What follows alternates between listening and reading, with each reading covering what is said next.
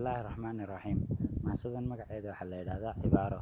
Waxay ka hadlaysaa maaso qof aad jeceshahay adigu, laakiinse kuwa ogeyn jacaylkaaga. Waxayna ku bilaabmaysaa sida tan: caashaqii haweenkeli, cadradii ayni kaa sudhay, cisrigii haweenkana kuu cugay adiga keli. Haddii aad cibaariyo igu tiri calooliyow, cugashada ku meeldayo, maantaan kuu cadibanee, cirka sare u eego, cadraddaan jeclaayay ila coodi caashaqa. Cishqigii cilmiba galay, hodan caydh ka dhigaybaa, anna iba cadibayoo aan ka caali laayahay.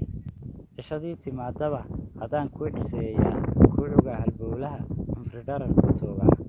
Cadradii ayn haddii aad cugashada ka maqan tahay, aqligana ka cugan tahay, cilmigana ka goran tahay, maxaan kugu ciseeyaa qalbigii ku cogi jiray adigaa ka caagee.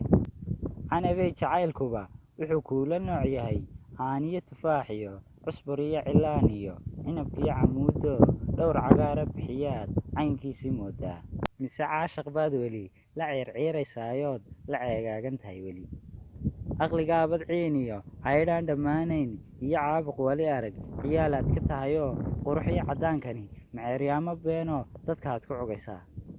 Laba caalin sheekhoo diinta aad u curiyaad qalbiyada ka ciishee, naamiyaanad ceebiyo allihii ku ciil tiray cadhadiis ka yaabayn. Ceebtaada maahoo waa caadadaadee inaad wiil corooqaha ku camayso laabtiyo caloosha iyo jeeniga waan wada cugaynee. Inta aad rag cuudiyo caleen aad ka qaadaad ku ciyaar dhaqlaysee, yaad cugatay maantana.